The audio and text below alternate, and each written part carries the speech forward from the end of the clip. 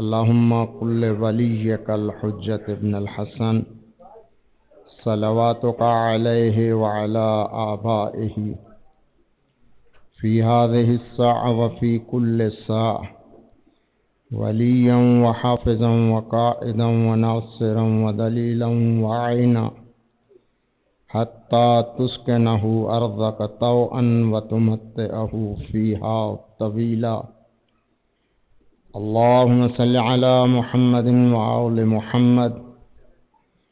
اللهم بحق محمد وعلي والفاطمة والحسن والحسين وجعفر وموسى يا ابن زهراء بحق زهراء أدركني أدركني أدركني يا مولاي.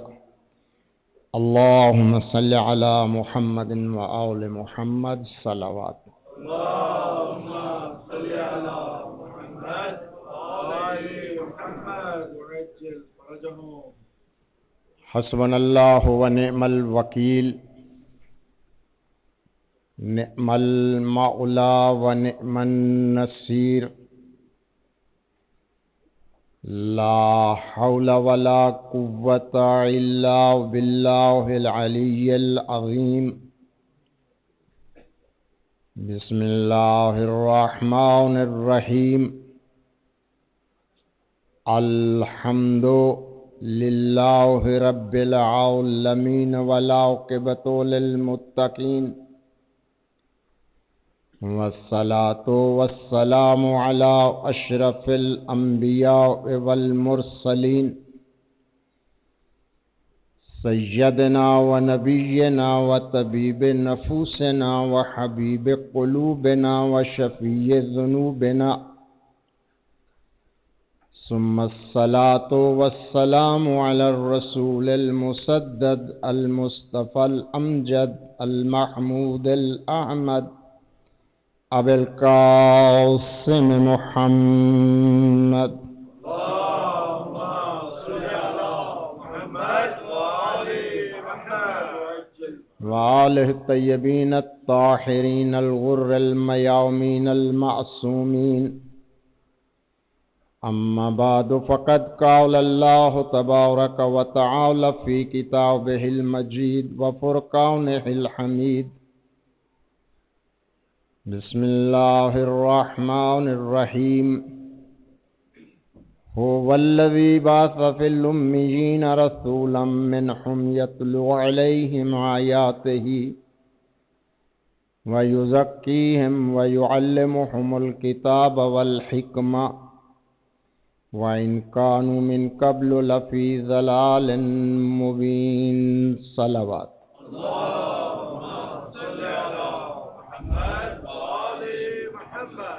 کائنات کا مالک، کائنات کا خالق، علی کل شیء قدیر،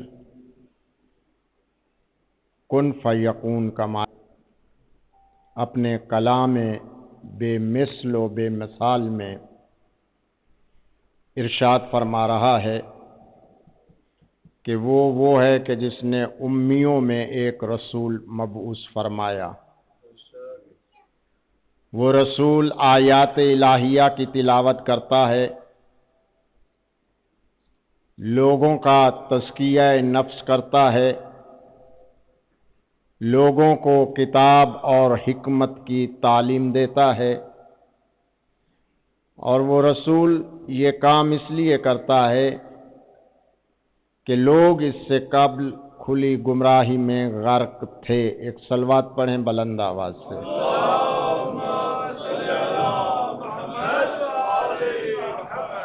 نعرہ تکبیر،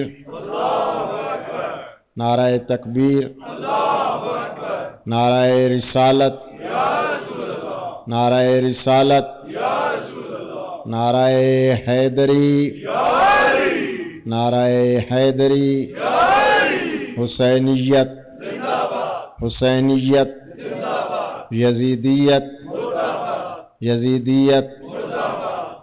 ایک بلند ترین صلوات پڑھیں محمد.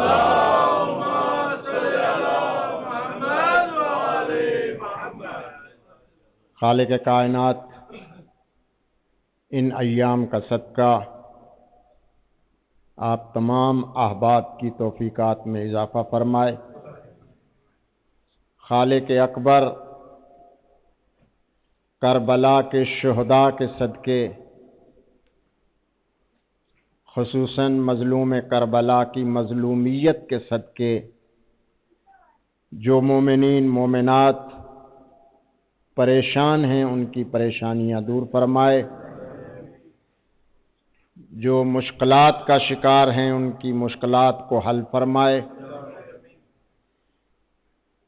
خصوصاً جو مومنین مومنات بیمار ہیں، میرے ذمے جن کا لگایا گیا ہے نام تو مجھے نہیں آتے، لیکن میں اجتماعی دعا کرا رہا ہوں سب کے لیے کہ جتنی مومنین و مومنات بیمار ہیں، صدقہ بیمار کربلا کا خالق کائنات انہیں شفائے کاملہ و عاجلہ عنایت فرمائے، جو مقروض ہیں ان کے قرضوں کو خزانہ غیب سے ادا فرمائے، جو بے گناہ قید ہیں انہیں قید سے رہائی عطا فرمائے، جو مومنین کاروباری پریشانیوں میں مبتلا ہیں ان کی کاروباری پریشانیاں خالق اکبر صدقہ محمد و آل محمد کا دور فرمائے۔ اور دعا کر رہا ہوں کہ خالق کائنات ہم سب کے جتنے یہاں پہ موجود ہیں یا غیر موجود ہیں، جن کے قلوب بھی ولائے علی کی شمع سے منور ہیں، خالق کائنات ان کے گناہان صغیرہ و کبیرہ کو معاف فرمائے، اور ان ایام کے صدقے میں عزاداری مظلوم کے صدقے میں ہم سب کی لغزشوں اور خطاؤں کو درگزر فرمائے۔ وہ لوگ کہ جو عزادار ہیں خلوص قلب سے عزاداری کرتے ہیں، خصوصاً ماتمی حضرات، زنجیر زن، ماتمداران مظلوم کربلا، جن کا دل کربلا کے مصائب آلام سے دکھتا ہے، چاہے وہ کسی عقیدے سے تعلق رکھتا ہے، کیونکہ حسین کسی ایک کا نہیں ہے، حسین مرکزی نقطہ ہے دین مقدس اسلام کا۔ اس میں عقیدے کی، نظریے کی، مذہب، دین کی کوئی لاجک نہیں ہے۔ جو اس دروازے پر آ کر ایک مرتبہ جھک جاتا ہے وہ عظمتوں کو حاصل کر لیتا ہے۔ لہذا خالق کائنات عزاداروں کی عزاداری، ماتمداروں کی ماتمداری، زنجیر زنوں کی زنجیر زنی، جو کچھ بھی محبت آل محمد میں میرے نوجوان، بزرگ، بچے، خواتین، میری مائیں بہنیں کرتی ہیں، خالق کائنات انہیں اپنی بارگاہ میں قبول فرمائے اور اس کا انہیں اجر عظیم عنایت فرمائے۔ یہ جتنے لوگ موجود ہیں، خواتین و حضرات، ان سب کے رزق حلال میں برکت عطا فرمائے، فراوانی عنایت فرمائے۔ دوستو اور عزیزو، دعا کے لیے آمین معصوم کہتے ہیں کہ بلند آواز سے کہنا قبولیت کی نشانی ہوتا ہے۔ جب بھی دعا ہو رہی ہو یا مانگ رہے ہو، آمین بلند آواز سے کہا کرو تاکہ خالق کائنات اسے شرف قبولیت عطا فرمائے۔ میں نے خود روایت میں پڑھا ہے کہ جو شخص امام زمانہ عجل اللہ فرج و شریف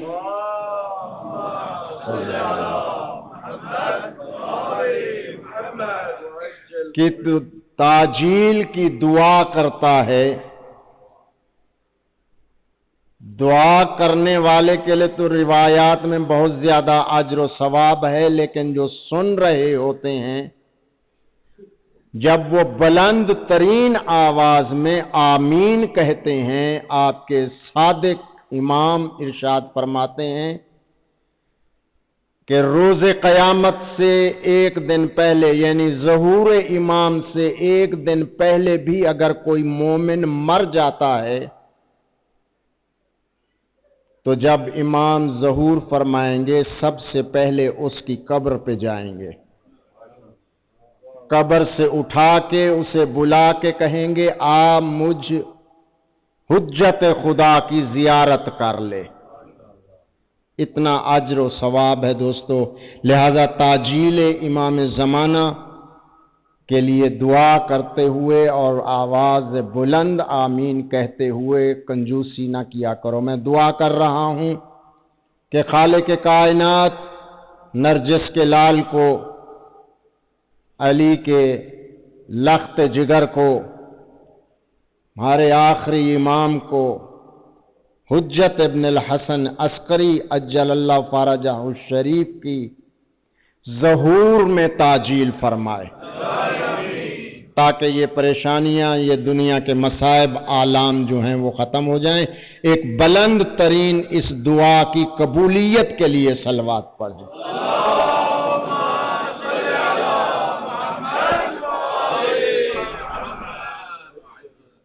میں نے آپ کے سامنے قرآن مقدس کی جو آیہ مجیدہ تلاوت کی ہے، اسی کے ذیل میں خالق کائنات قارئ کے رسول کا منصب ہے کہ آیات الہیہ کی تلاوت کرے، تزکیہ نفس کرے اور کتاب کی تعلیم دے، اپنی حکمت شریعت لوگوں تک پہنچائے۔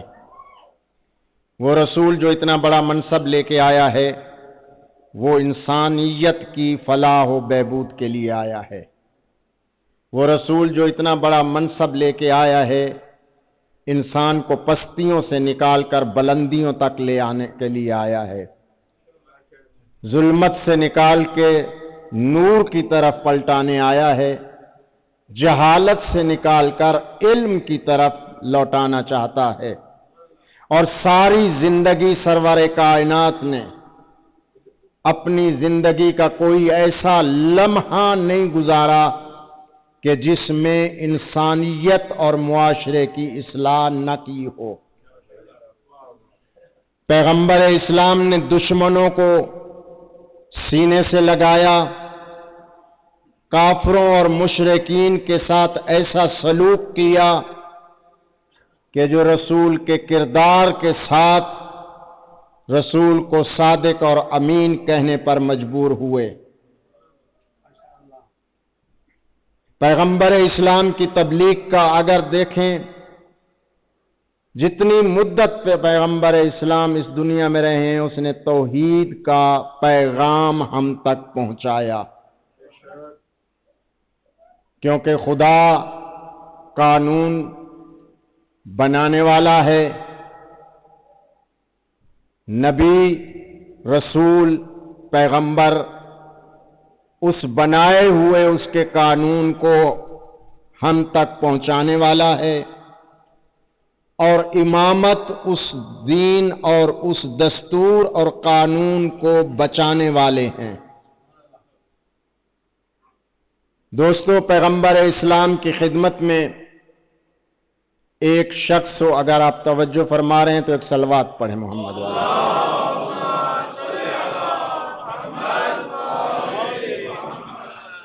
میں نے آج دعائیں اس لیے کی ہیں کہ یہی ایام دعاؤں کے ہیں، قبولیت کے ہیں۔ مظلوم کی مظلومیت کے ساتھ جب انسان روتا ہے تو معصوم فرماتے ہیں آپ کے آنسو بعد میں گرتے ہیں، فرشتے کو، فرشتہ رحمت کو خالق کائنات پہلے کہتا ہے اس کے گناہ معاف کر دے۔ یہ عظمت ہے حسین ابن علی علیہ السلام کی۔ دربار پیغمبر لگا ہوا ہے، پیغمبر اسلام کے پاس ایک شخص آتا ہے، آ کر کہتا ہے یا رسول اللہ، آپ کا ماننے والا ہوں، آپ کی نبوت کا کلمہ پڑھتا ہوں، خالق کائنات کی توحید کا اقرار کرتا ہوں، ایک بات میں مانتا ہوں ایک آپ مانے۔ پیغمبر اسلام فرماتے ہیں کیونکہ علم لدنی کا مالک ہے، جانتا تھا کہ آنے والا جب چلا تھا کیا ارادہ لے کے آیا تھا۔ اور معصوم میں نے پہلے بھی کہا ہے کہ اسے کہتے ہیں کہ جو دلوں کے رازوں کو جانتا ہو، کیونکہ میں نے روایات میں پڑھا امام باقر علیہ السلام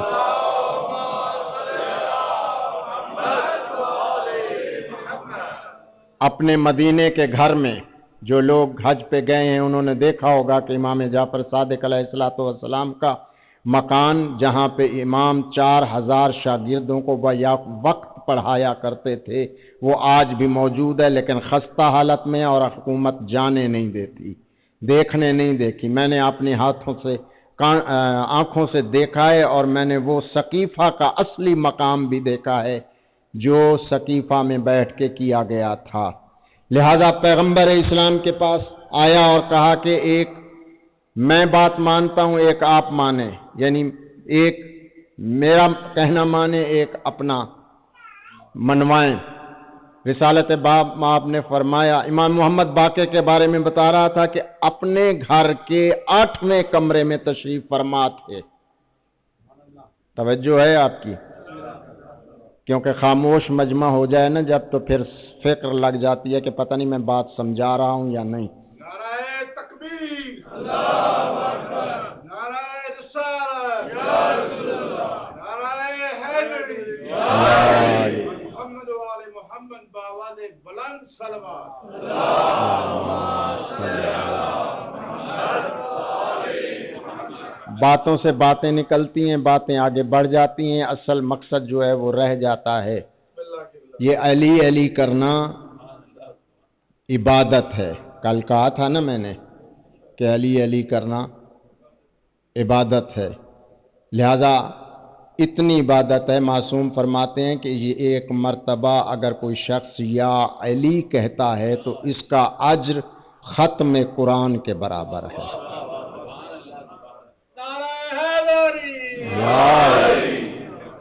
کیوں شیعو تمہارے لیے محمد و آل محمد علیہ السلام نے کتنی سہولتیں مہیا فرمائی ہیں، نہ پیسہ لگتا ہے، نہ دولت لگتی ہے، نہ انرجی خرچ ہوتی ہے، نہ ہی کوئی اور بات ہوتی ہے، نہ دشمن کچھ کر سکتا ہے، نہ دوست کچھ کہہ سکتا ہے، نہ کوئی روکنے والا ہے، نہ کچھ روکنے والا ہے۔ آپ راستہ چل رہے ہیں، صرف اتنا کہہ رہے ہیں یا علی یا علی یا علی یا علی۔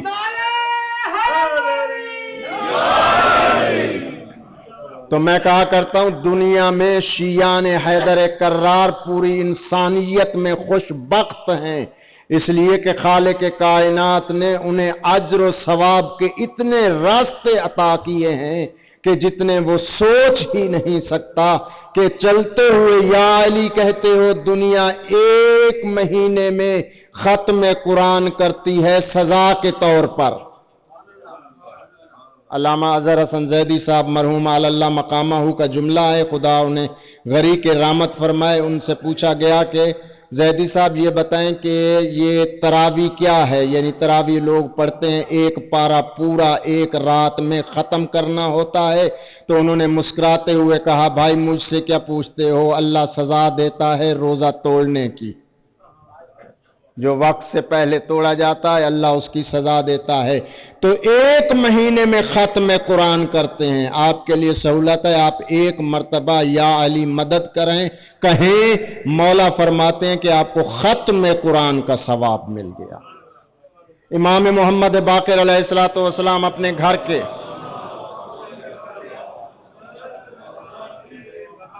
8ویں کمرے میں بیٹھے ہوئے ہیں، ایک دوسرے کے آگے پیچھے کمرے ہیں، دروازے پر دق الباب ہوتا ہے، خادم چلنے لگتا ہے، مولا بلاتے ہیں، بلا کر کہتے ہیں کہاں جا رہا ہے، کہا مولا دق الباب ہوا ہے، کوئی دروازے پر سائل آیا ہے، مولا فرماتے ہیں جا اسے کہے کہ میں آ رہا ہوں، جا اسے میں کہے، جا کے کہے کہ میں آ رہا ہوں۔ جا کر دروازہ کھولا، دیکھا ایک سائل کھڑا ہوا ہے، ایک شخص ہے جو امام سے ملنا چاہتا ہے، امام کا پیغام دیا، کہا کہ اے عبد خدا، اے مولا کے غلام، بتا سکتا ہے کہ مولا نے مجھے کہاں سے دیکھ لیا؟ کہا یہ جب مولا آئیں تو ان سے خود سوال کرنا۔ اب علی کا بیٹا آیا ہے دروازے پہ، جب سائل کو ملا ہے، کہا مولا باقی باتیں تو بعد میں ہوں گی، یہ پہلے بتائیے کہ آپ چھت پہ بیٹھے تھے مجھے دیکھ رہے تھے کہ میرا نام لے کے کہا کہ فلاں ابن فلاں سے کہو کہ میں آ رہا ہوں؟ مولا فرماتے مجھے تو نے پہچانا نہیں، میں وہ علی کا بیٹا ہوں کہ جو دلوں کے رازوں کو بھی جانتا ہوں، اور میری آنکھوں کے سامنے کوئی پردہ ہی نہیں ہے کہ جو مجھے روک سکے۔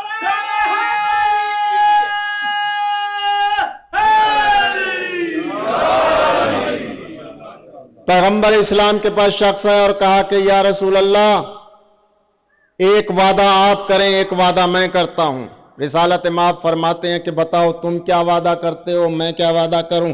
کہا یا رسول اللہ مجھے اجازت دے، میں اپنے قبیلے میں جاتا ہوں۔ میرا قبیلہ جانتے تھے اس شخص کو، یہ نہیں کہ نہیں جانتے تھے، میرا اتنا بڑا قبیلہ ہے، میں اپنے قبیلے کو کلمہ اسلام پڑھاتا ہوں، آپ میرے ساتھ وعدہ کریں جب میں اپنے قبیلے کو کلمہ اسلام پڑھا لوں اور آپ کی خدمت میں آؤں تو مجھے 100 عربی اونٹ جن کی نقیل یعنی ناک جو ہیں وہ سرخ یعنی قیمتی ترین اونٹ مانگے ہیں اس نے، جو اس زمانے میں تھے، ان سے قیمتی اونٹ نہیں ہوا کرتے تھے، وہ مجھے 100 اونٹ آپ دیں گے۔ میرے آقا رسالت مآب نے کہا سودا مہنگا نہیں ہے، جا تو اپنے قبیلے کو جا کر کلمہ اسلام پڑھا، جب آئے گا تو تجھے یہ اونٹ مل جائیں گے۔ کتب اہل سنت میں بھی ہے، اہل تشیع میں بھی ہے۔ ایک مرتبہ یہ اپنے ملک کو چلا گیا، جا کر اپنے قبیلے کے ایک ایک فرد کو کلمہ اسلام پڑھانا شروع کیا، کیونکہ وعدہ تھا نا رسول سے، رسالت مآب سے وعدہ تھا، معصوم سے وعدہ تھا، کوئی غلط کام نہیں کر سکتا تھا۔ پورے قبیلے کو جب کلمہ اسلام پڑھا چکا تو واپس آیا سرزمین مدینہ پر، اور مدینہ کی زمین پہ آ کر سیدھا دربار کی طرف آیا۔ اب جب وہ مسجد میں آیا جہاں پیغمبر تشریف فرما ہوتے، سامنے ممبر پہ نگاہ گئی، دیکھا کہ رسالت مآب ممبر پر تشریف فرما نہیں ہے۔ ارد گرد والوں سے پوچھا کہ رسول سے ملنا چاہتا ہوں، رسالت مآب کہاں ہیں؟ کہا کہ رسالت مآب تو کافی عرصہ ہو گیا اس دنیا سے چلے گئے، تم کب کی بات کر رہے ہو؟ کہا کہ یہ نہیں ہو سکتا، رسول نے مجھ سے وعدہ کیا تھا، میں رسول پر ایمان رکھتا ہوں، اللہ کی توحید پر ایمان رکھتا ہوں، رسول نے مجھ سے وعدہ کیا تھا، یہ ہو نہیں سکتا کہ رسول میرا وعدہ پورا نہ کریں۔ ایک مرتبہ یہ لفظ کہنا تھے، پیچھے سے ایک کندھے پہ ہاتھ آیا، جناب سلمان فارسی، کندھے پہ ہاتھ رکھا، کہا کہ غلط جگہ پہ آ گیا ہے، یہاں تو کوئی اور قابض ہے، اس دروازے پر لے جاؤں جو رسول کے وعدوں کو پورا کرتا ہے۔ سائل کو لے کر دروازہ امیر کائنات پہ آیا، اب دقل باغ کرنے کا ارادہ کیا کہ دروازہ کھٹکھٹائے، سلمان ادھر ہاتھ بڑھایا لیکن دروازہ کھٹکھٹانے کی ضرورت پیش نہیں، امیر کائنات نے دروازہ کھولا، اور دروازہ کھولنے کے بعد کہا کہ میں تیرا انتظار کر رہا تھا مولا، یہ ایک سائل ہے، کہا اسی کا تو انتظار تھا۔ اندر لے گئے، بٹھایا، خدمت کی، سلام دعا کیا، سارا کچھ کرنے کے بعد کہا کہ تو خود بتائے گا کہ رسول کے ساتھ تیرا وعدہ کیا تھا یا میں علی بتاؤں؟ کہ یا علی تیری عظمتوں کو سلام، میں جانتا ہوں کہ آپ علم لدنی کے مالک ہیں، آپ جانتے ہیں، لیکن میں خود بتانا چاہتا ہوں، رسول نے وعدہ کیا تھا مجھ سے میں اپنے قبیلے کو کلمہ اسلام پڑھاؤں، میں وہ پڑھا چکا، اب آیا ہوں تو 100 اونٹ سرخ ناک والا جو ہے وہ وعدہ تھا پیغمبر مجھے دیں گے۔ ایک مرتبہ امیر کائنات مسکراتے ہوئے امام حسن علیہ السلام کو آواز دی،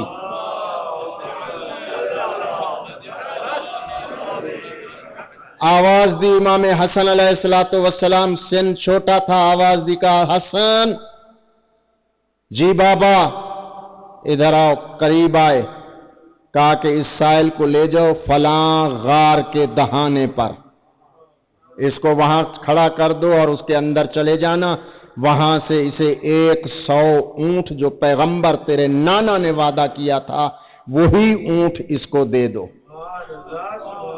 روایات کہتی ہیں، تاریخ کہتی ہے، پیغمبر علی ابن ابی طالب علیہ الصلوۃ والسلام کے حکم پر امام حسن علیہ الصلوۃ والسلام سائل کو لے کر اس طرف چلے۔ کہتا ہے کہ غار کے دہان پہ آئے امام اور مجھے کہا کہ یہاں کھڑا ہو جا، میں دہانے پہ کھڑا ہو گیا۔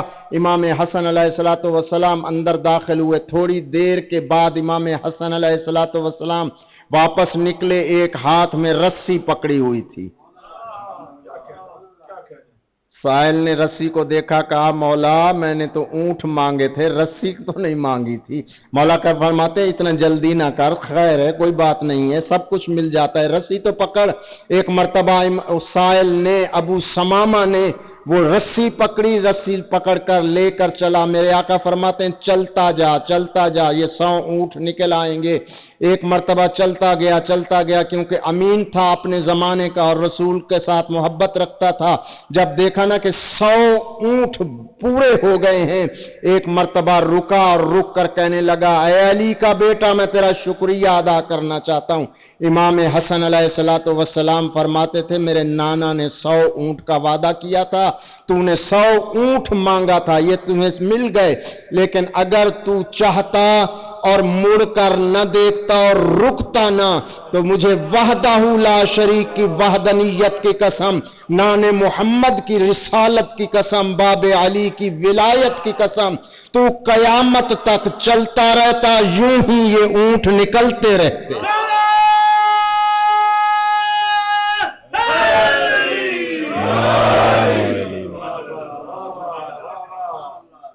دوستو اور عزیزو، وہ سلمان جو آل محمد سے اتنی محبت رکھتا تھا، ہر روز گھر سے باہر نکلتے، لوگوں کے جا کے دستک دیتے، دق الباب کرتے، لوگ باہر نکلتے تو فرماتے، لوگو ادبوا اولادکم بذکر علی ابن ابی طالب، لوگوں اپنی اولاد کو ذکر امیر المؤمنین کے ساتھ جو ہے تربیت کرو۔ ایک روایت یہ ہے، ایک ہے کہ ادبوا اولادکم بولایت علی ابن ابی طالب، اپنے بچوں کو ولایت علی ابن ابی طالب کا درس دو۔ اتنی محبت رکھتا تھا سلمان، صحابی تھا نا رسول کا، اس گھرانے میں زندگی گزاری، کتنی عظمت رکھتا ہے آپ سب جانتے ہیں، لیکن میں ایک جملہ کہنا چاہتا ہوں عظمت سلمان کے لیے۔ محفل پیغمبر لگی ہوئی ہے، سلمان بیٹھے ہوئے ہیں، ایک شخص مجمع سے اٹھتا ہے پیغمبر کا فرمان سن کے۔ پیغمبر فرما رہے ہیں کہ الحق مع علی و علی مع الحق، حق علی کے ساتھ ہے، علی حق کے ساتھ ہے۔ ایک سائل اٹھا اور اس نے کہا یا رسول اللہ حق سے دیکھنا چاہتا ہوں۔ اب رسول نے سنا، رسول فرماتے ہیں کہ کل آنا۔ میں کہوں گا یا رسول اللہ ابھی تو دکھا سکتے ہیں، کہا کل آنا۔ محفل برخاست ہو گئی، سارے اپنے اپنے گھروں کو چلے گئے، لوگ سو گئے ہوں گے۔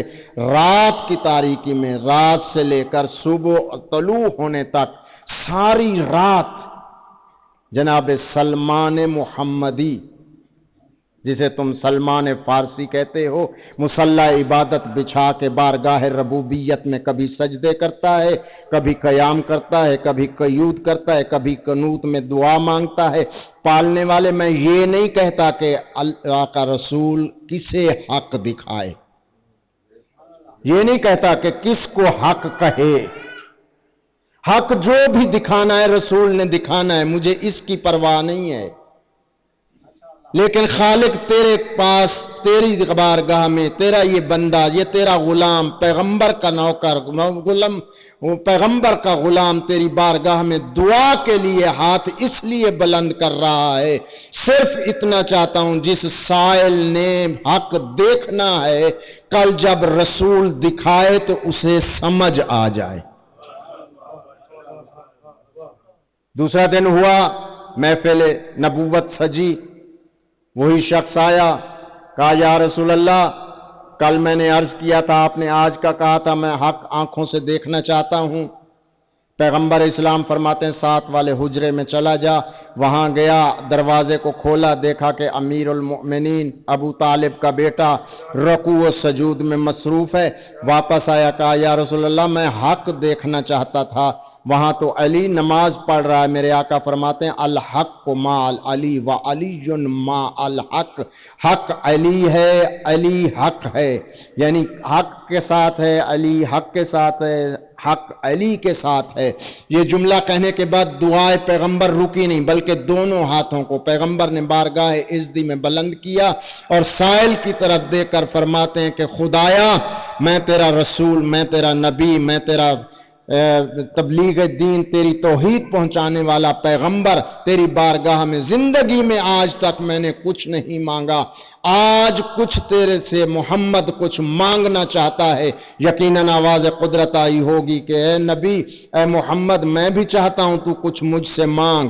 اب جو رسول نے مانگا تو کیا مانگا؟ کہا میں زندگی کی پہلی اور آخری بات خواہش کر رہا ہوں کہ میرے اللہ جہاں جہاں علی جائے ادھر ادھر حق کو پھیر دینا۔ میں کہوں گا یا رسول اللہ یہ جملہ کیوں کہا کہ جہاں جہاں علی جائے ادھر حق کو پھیر دینا؟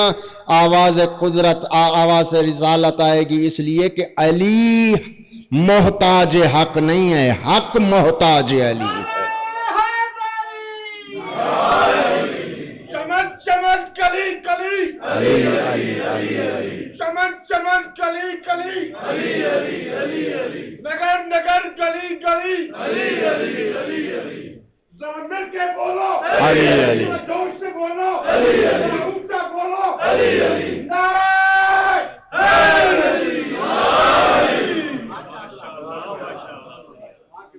یہی ایام ہے۔ ایک اور ایک چھوٹی سی روایت، کتاب کا نام ہے مشعل ہدایت، فارسی میں ہے، اس کی پہلی جلد میں یہ روایت موجود ہے۔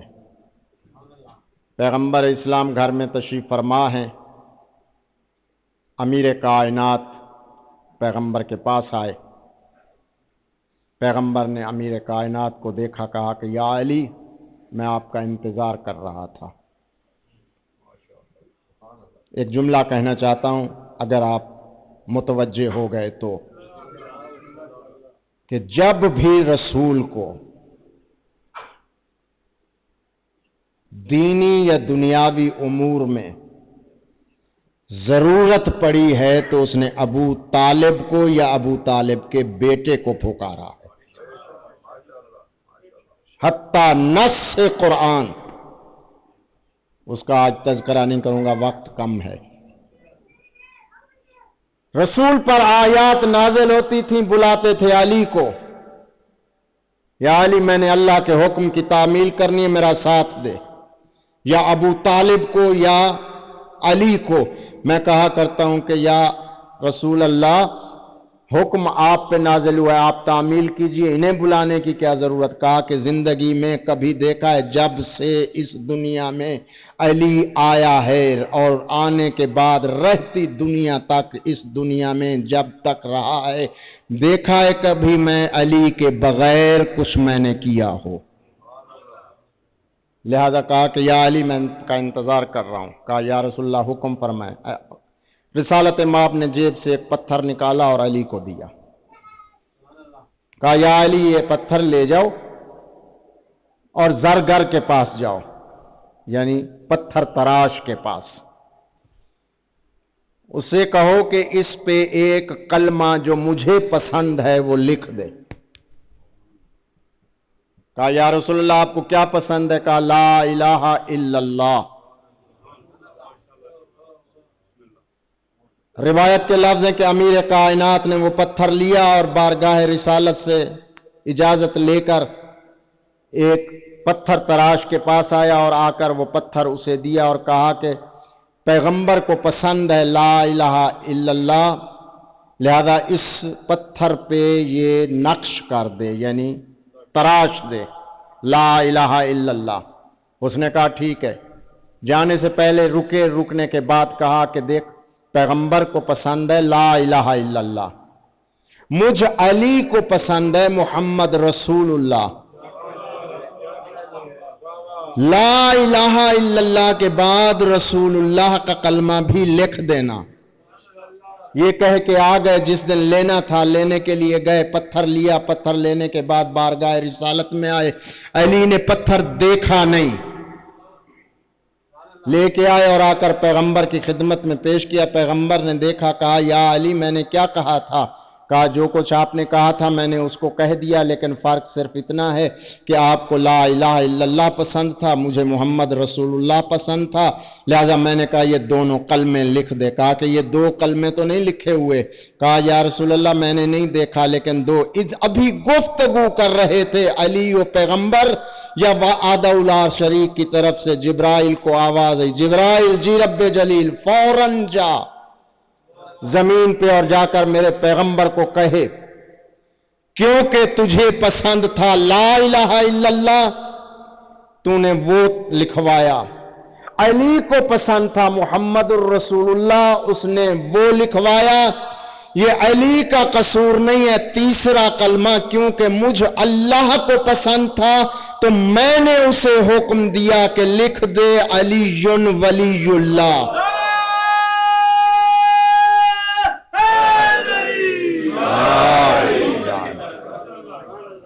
اس بات پہ ایک نعرہ نہیں لگتا.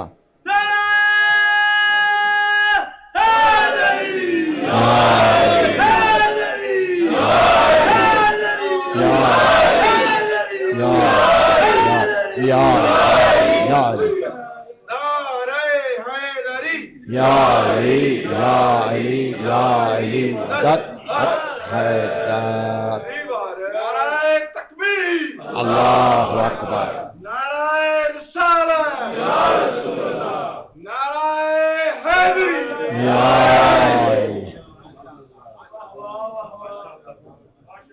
جنت کے دروازے پہ صاحب مناقب اہل بیت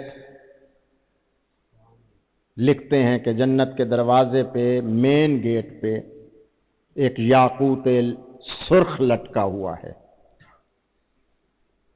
جب خالق کائنات اہل جنت کو جنت میں بھیجے گا، جو علی والا جنت کا مستحق ہوگا اور جا رہا ہوگا، جب اس دروازے کے نیچے سے گزرے گا وہ یاقوت سرخ ہلے گا اور اس سے آواز آئے گی یا علی. میں کہا کرتا ہوں کہاں کہاں بچو گے علی سے.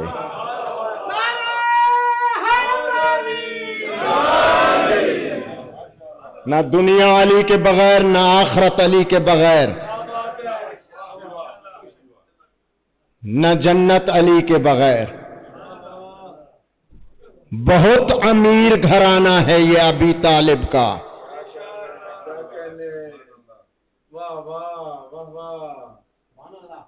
اور اس دین پہ خرچ ہوا ہے آل محمد کا.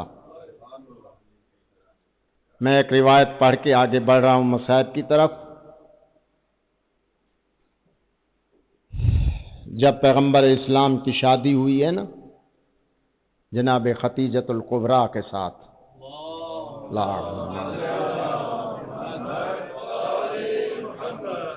کیونکہ اس بی بی کی دولت خرچ ہوا اسلام کے احیاء کے لیے. اگر میں تذکرہ نہ کروں تو یہ حق تلفی ہو.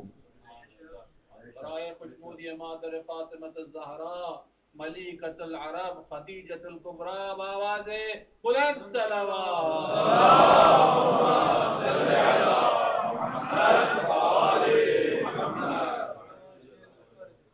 اور جب خطبہ بھیجا گیا ابو طالب لے کے گئے پیغام، جناب ختیجہ نے اس پیغام کو مثبت لیا اور ہاں کہہ دی. عرب کی عورتوں کو معلوم ہوا کہ ختیجہ نے رشتہ قبول کر لیا ہے اس شخص کا جو نبوت کا دعویٰ کرتا ہے. لباس اس کا پھٹا ہوا ہوتا ہے، بوریا نشین ہے، اس کے پاس ہے کچھ نہیں، اپنا گھر بھی نہیں ہے. ابو طالب کا بھتیجا ہے، بیٹا ہے، اس نے پالا ہے. لہذا جناب ختیجۃ الکبریٰ کی सहेलियां मिल के जनाब खतीजत कुबरा के पास आईं। कहा खतीजा तूने ये क्या किया? किसी से मशवरा नहीं लिया, एक बोरिया नशीन के साथ रिश्ता तय कर दिया। जब सारी अरब औरतें अपनी अपनी बातें कर चुकी, जनाब खतीजतुल कुबरा सुनती रही, किसी का जवाब नहीं दिया। आखिर में कहा मसला क्या है? निकाह तो मैंने, शादी तो मैंने कबूल की है, रिश्ता तो मैंने कबूल किया है, तुम्हें क्या तकलीफ है? काम चाहती थी आपके लिए कोई रिश्ते कम थे? रऊसाए अरब आपको खितबा भेज रहे थे, रिश्ते चाहते थे, आपने सबको ठुकरा दिया, एक बोरिया नशीन को आपने कबूल कर लिया। इसकी वजह तू जानती नहीं है कि तेरे बाप का तुर्रा इम्तियाज आसमान से लगता है। जनाब खतीजतुल कुबरा से कहा कि तेरे बाप का तुर्रा इम्तियाज जो है वो आसमान से टकराता है। तू इतनी बड़ी खातून है, इतने बड़े बाप की बेटी है, और कैसे तूने अबू तालिब के भतीजे का रिश्ता कबूल कर लिया? एक दफा जनाब खतीजतुल कुबरा मुस्कुराई और मुस्कुराते हुए इन आने वाली अरब की औरतों को जवाब दिया कि इसमें कोई शक नहीं है जो तुम कह रही हो कि मेरे बाप का तुर्रा इम्तियाज आसमान से टकराता है, लेकिन याद रखो अक्ल की अंधियों, जिसके निकाह में जाना चाहती हूं उसकी नालैन अर्श आखिर तक जाती है।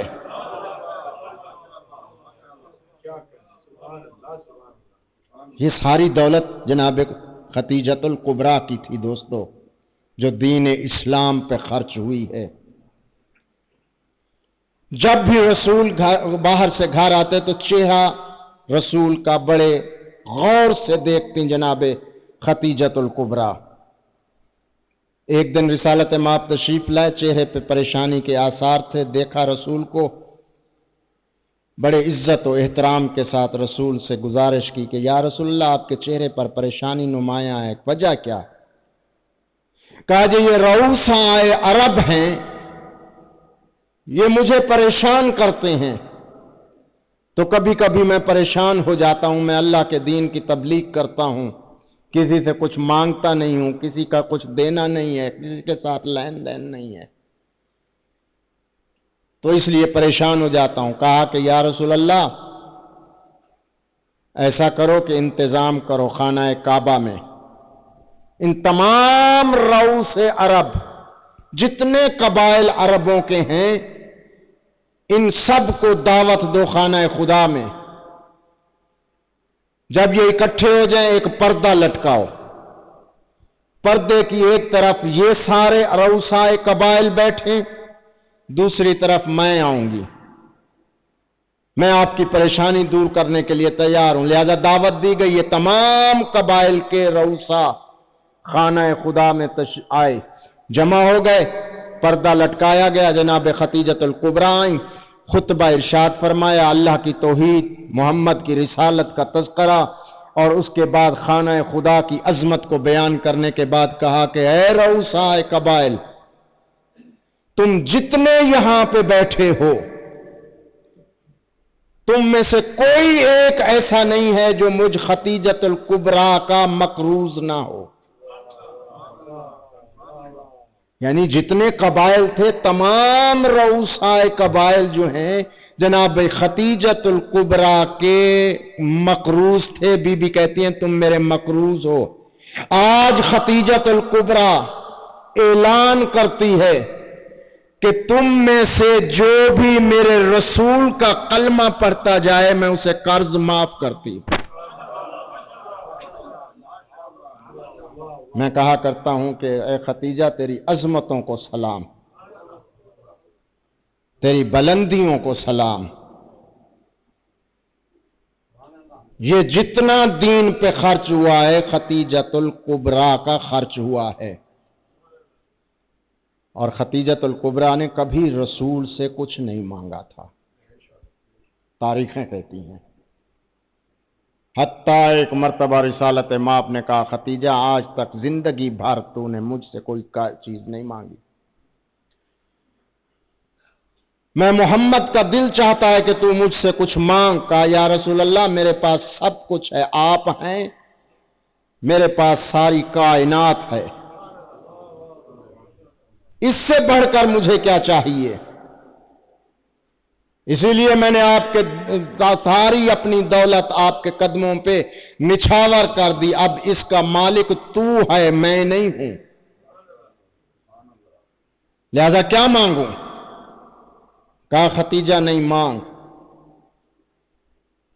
ایک مرتبہ ختیجہ نے حکم رسالت کو مانا اور کہا کہ یا رسول اللہ اگر منگوانا ہی ہے تو پھر ایک بات مانگتی ہوں. کہا کیا؟ میں چاہتی ہوں میری زندگی کے بعد 2 کام کرنا. رسالت مآب نے فرمایا کون سے 2 کام؟ کہا ایک یہ کہ میرے نام کی پانی کی سبیلیں لگا دینا تاکہ کوئی پیاسا پانی پینے کے لیے آئے تو اسے پتا ہو کہ یہ پانی ملکیت ہے ختیجہ کا. دوسری بات یہ ہے کہ میری صرف ایک بیٹی ہے، کوئی بیٹا نہیں ہے. میں اس دنیا سے جا رہی ہوں، میری خواہش ہے کہ تو باپ بھی اور ماں بن کے اس کو پالنا. کہا ختیجہ سمجھا نہیں کیا کہنا چاہتی ہے؟ کہا یا رسول اللہ بس اتنا چاہتی ہوں کہ تیری زندگی میں زہرا رونے نہ پائے. اجرکم علی اللہ. زہرا تیری زندگی میں رونے نہ پائے.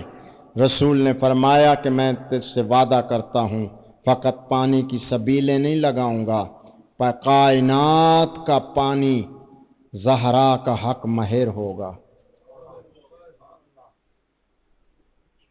اور کوشش کروں گا، وعدہ نہیں کرتا، کہ میری زندگی میں زہرا کی آنکھوں سے آنسو نہ نکلیں.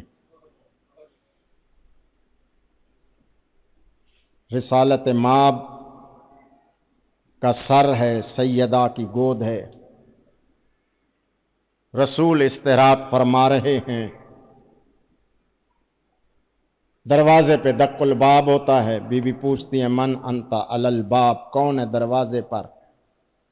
آواز آتی ہے رسول سے ملنا چاہتا ہوں. بی بی جواب دیتی ہیں کہ میرے بابا کی طبیعت ٹھیک نہیں ہے، وہ اس وقت نہیں مل سکتے. کچھ دیر کے بعد پھر دق الباب ہوتا ہے، پھر یہی سوال ہوتا ہے. بی بی یہی جواب دیتی ہے.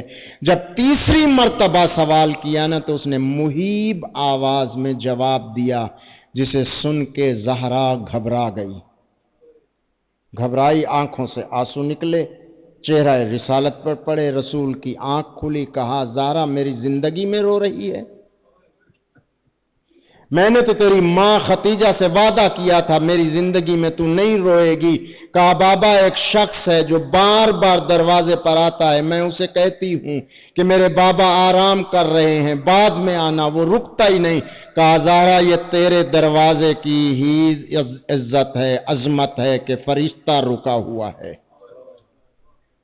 اس کو اجازت دے، یہ آنا چاہتا ہے، یہ آئے گا. بیٹا یہ تیرا مقام عظمت ہے کہ فرشتہ تجھ سے اجازت لے رہا ہے. فرشتے کو اجازت دی.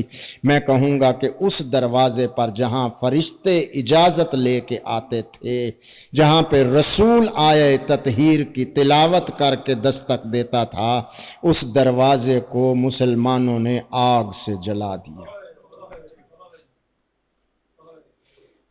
مسلمانوں کا کچھ لگا جو نہیں ہے، خرچ جو نہیں ہوا. کاش مسلمانوں کا خرچ ہوتا، انہیں احساس ہوتا کہ اس دین مقدس پہ کتنا خرچ ہوا ہے. ختیجہ کی دولت لگی اس دین پر، بچ گیا دین مسلمانوں کا. آل محمد کی ساری قربانیاں ہوئیں، بچ گئی مسلمانوں کی نماز اور آذان. مسلمانوں کا ایمان بچ گیا صرف زہرا کے خاندان کو اجڑتے ہوئے. یعنی گلستان زہرا اجڑ گیا، مسلمانوں کا دین بچ گیا. میں کہا کرتا ہوں تم اب کہہ سکتے ہو کہ ہم بانی دین ہیں، لیکن ذرا تو غور کرو کہ کربلا میں ہوا کیا ہے۔ کل بھی میں نے عرض کیا، آج بھی کہہ رہا ہوں کہ شب عاشور حسین اہل بیت کے ایک ایک خیمے پر جا رہے ہیں، ہر خیمے پہ رکتے ہیں، سنتے ہیں کہ ماں بیٹے سے کیا کہہ رہی ہے۔ ایک خیمے کے دروازے پہ آئے، پردہ ہٹایا نہیں، ماں بیٹے سے باتیں کر رہی ہے، رو رہی تھی۔ بیٹا ماں کے رونے کو دیکھ کر سوال کرتا ہے، اماں تو کیوں روتی ہے؟ مجھے سمجھ نہیں آتی، مجھے بتا تو صحیح تیرا رونا کیسا ہے؟ کہا کہ قاسم اگر پوچھنا چاہتا ہے تو پھر سن، میں بیگانے کف کی ہوں، میں آل محمد کا حصہ نہیں ہوں۔ تیرے بابا نے مجھے شرف قبولیت عطا فرمایا، مجھے اپنی عزت بنایا، لیکن قاسم آج سوچ رہی ہوں کہ کیا میری طرف سے حسن کی نشانی کی طرف سے، حسن کی طرف سے کوئی قربان نہیں ہوگا؟ یہ سننا تھا قاسم کا۔ قاسم ماں کی طرف دیکھ کر کہتا ہے، اماں رونے کی ضرورت نہیں ہے۔ کہا بیٹا ہر ماں کہہ رہی ہے سب سے پہلے تم نے قربان ہونا ہے، میں کیسے کہوں؟ تیرا سن چھوٹا ہے، تو گھوڑے پہ بیٹھ نہیں سکتا، کیسے قربانی دے گا؟ ایک مرتبہ قاسم کہتے ہیں، اماں گھبرا نہیں، میں ایسی قربانی دوں گا کہ کربلا کے شہداء میں کسی نے ایسی قربانی نہیں دی ہوگی۔ کہا ماں یاد رکھنا، ہر کسی کی لاش آئے گی، ماں بیٹے کو پہچان لے گی، جب میری لاش آئے گی تو پہچان نہیں سکے گی۔ میں حق کے قربانی ادا کروں گا۔ حسین نے یہ جملے سنے، نہ رونے والا حسین دوستو روتے روتے زمین پہ بیٹھ گیا۔ ایک مرتبہ رخ حسن کی قبر کی طرف مڑ گیا اور کہا کہ حسن یہ میں کیا سن رہا ہوں؟ حسن میں اتنا غریب ہو گیا ہوں۔ صبح ہوئی، سب سے پہلے قاسم آئے چچا کے پاس، چچا مجھے اذن جہاد دے۔ کہا تو حسن کی نشانی ہے، میں برداشت نہیں کر سکتا، جب مجھے حسن یاد آتا ہے میں تجھے دیکھ لیتا ہوں۔ خیمے میں واپس گیا، ماں نے دیکھا، کہا کہ ابھی تو زندہ ہے؟ کہا چچا اجازت نہیں دیتے، پھر آئے۔ روایت کے لفظ ہیں، جو شہید میدان میں جانے لگا ہے نا،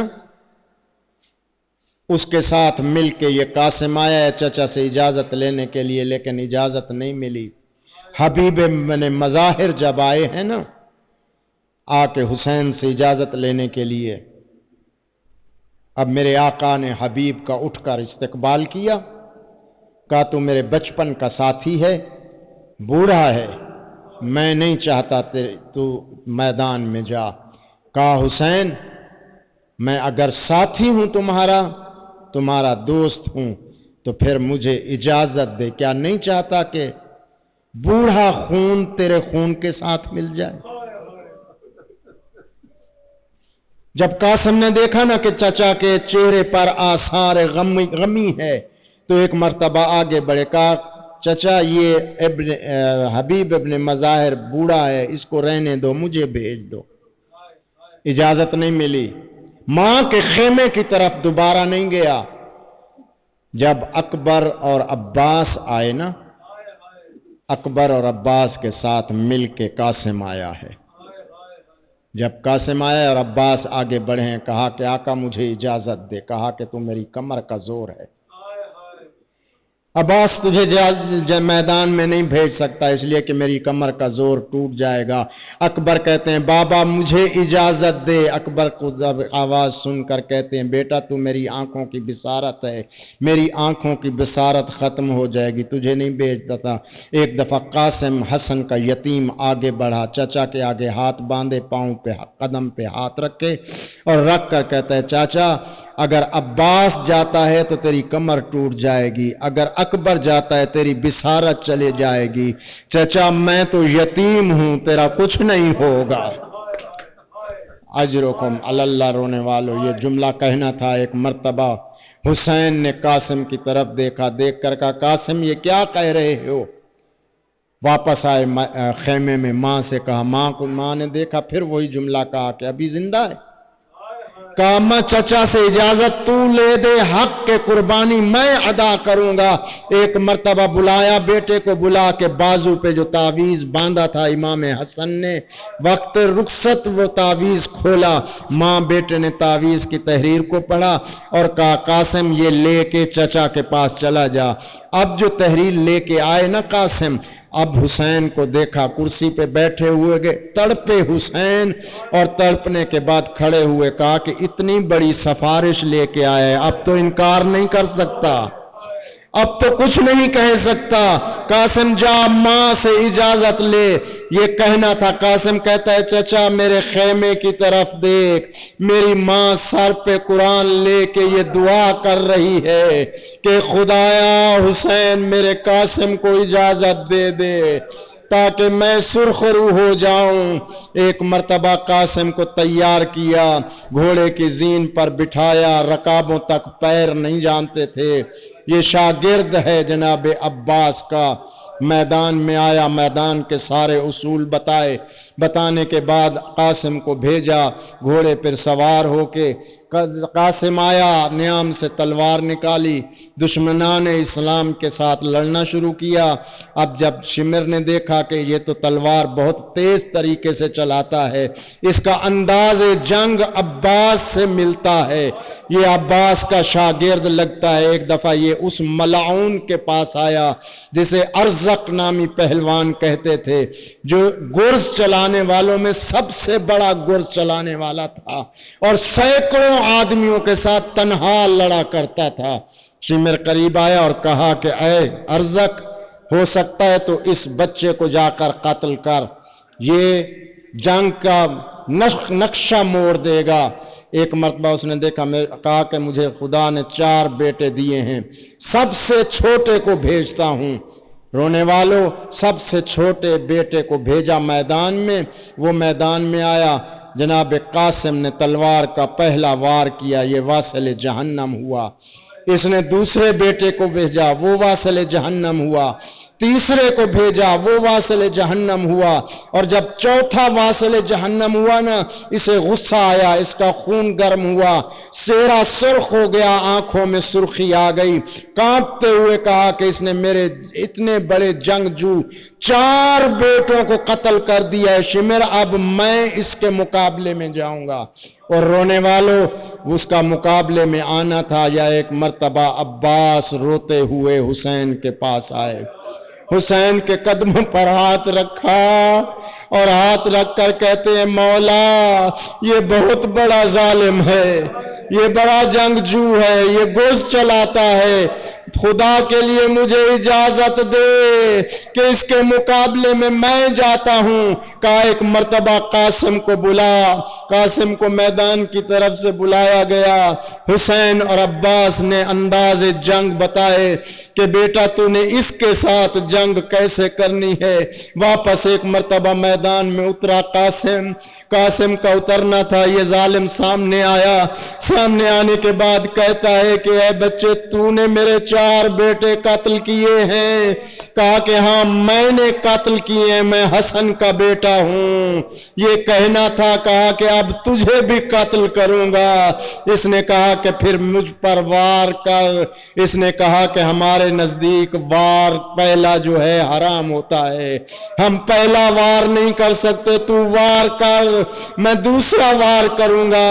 اس ظالم نے گرز کا اٹھایا، گرز اٹھا کے اپنے سر کے اوپر سے اسے گھمایا، گھما کے نشانہ بنایا جناب قاسم کے سینے کا۔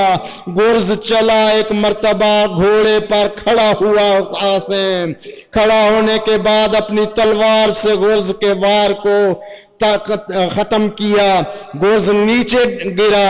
اب یہ ظالم نیچے گرز اٹھانے کے لیے جب اٹھا ہے نا، تو اس وقت قاسم نے تلوار نکالی، اس ظالم کا سر قلم کیا، ادھر قلم کیا، ادھر قلم کرنے کے بعد شمر نے کہا یہ ہم سے نہیں ہم بازی نہیں لے سکتے، لہذا اب ایسا کرو کہ یک لخت سارے مل کے اس بچے پر حملہ کرو۔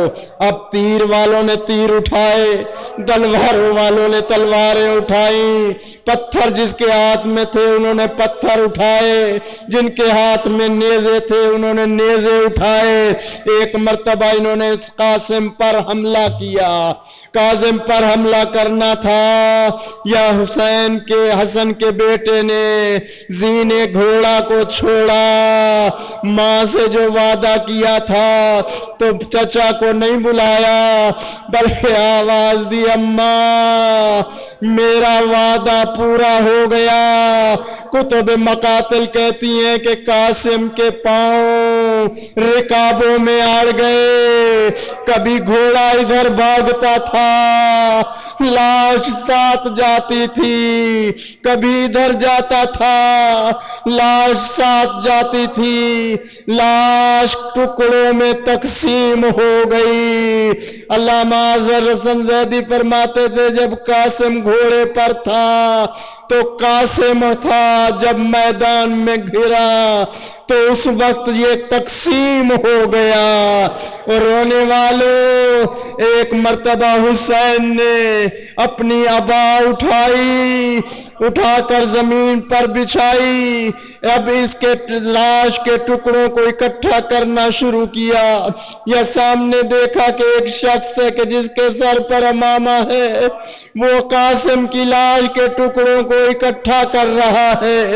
آگے بڑھے اور کہا کہ اس عالم غربت میں کون ہے جو مجھ مظلوم حسین کی مدد کرنے آیا ہے؟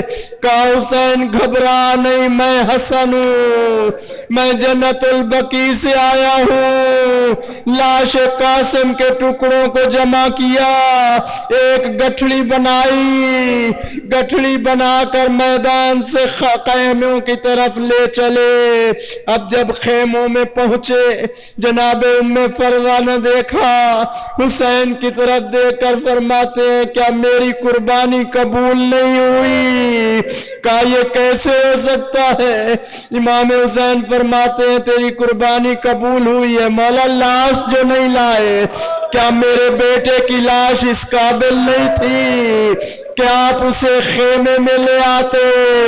میرے آقا نے گٹھڑی نیچے رکھی، گٹھڑی کو کھولا، کھولنے کے بعد تمام بیویوں کو بلایا، قاسم کی ماں ام فروہ سے کہا یہ تمہارے بیٹے کی لاش ہے۔ لاش قاسم کے ٹکڑوں کے قریب صاحب نفائس الاخبار لکھتے ہیں کہ جب لاش آئی ٹکڑوں میں تو اس وقت حسین روئے زار و قطار اور کہا کہ مولا یہ لاش کیسے ٹکڑے ٹکڑے ہو گئی؟ کہا کہ رکابوں میں پاؤں پھنس گئے تھے۔ کہا کہ ام فرما تیرے بیٹے نے پھر بھی ایک دفعہ پامال ہونا ہے، یہ کہنا تھا۔ کہا کہ مولا وہ کیسے؟ کہا کہ 5 لاشیں پامال ہوں گے۔ کہا کون سے 5 لاشیں؟ کہا ایک قاسم کے یہ ٹکڑے، ایک اون محمد کے لاشیں اور ایک علی اصغر کا لاشا۔ حسین چپ ہو گئے۔ زہرا کی بیٹی عالیہ بی بی کہتی ہے حسین 5واں لاشا کون سا پامال ہوگا؟ کہا کہ میں حسین۔ ایک مرتبہ ام فرورہ نے اپنے بیٹے کی لاش کے ٹکڑوں کو چھوڑا، حسین سے آگے آئی، کہا حسین یہ میرے بیٹے کے لاش کے ٹکڑوں کو لے جا اور جا کر میدان میں رکھ دے۔ کہا کہ اسے جا کر کہو شمر سے کہ حسین کی لاش کو پامال نہ کرنا، میرے بیٹے کی لاش کے ٹکڑوں کو پامال کر دینا۔ صاحب نفائس الاخبار لکھتے ہیں کہ مشرق کے گھوڑے مغرب، مغرب کے گھوڑے مشرق جب دوڑے تو قاسم کی لاش گھوڑوں کے پاؤں میں اڑ گئی۔ لعنت اللہ علی القوم۔